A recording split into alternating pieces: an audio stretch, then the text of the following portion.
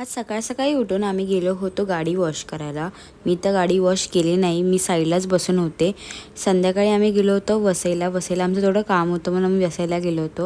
आणि वसईला गेलो आणि मठात जाणार नाही असं होणारच नाही, म्हणून मठात गेलो, दर्शन घेतलं आणि तिकडे थोडा वेळ बसलो होतो.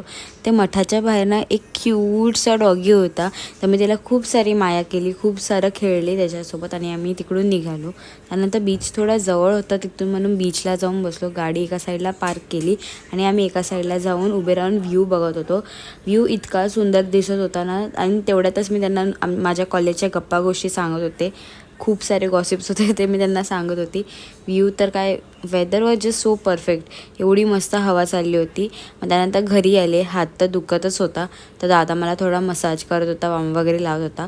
सो असा होता माझा आजचा दिवस. आज मी कॉलेजला गेली नाही, बट मला उद्या नक्कीच जावं लागेल. इतक्या सुट्ट्या मारून चालणार नाही, तर नक्कीच डिफॉल्ट लागेल. सो असा होता माझा आजचा दिवस. भेटूया आता उद्याच्या ब्लॉगमध्ये. बाय.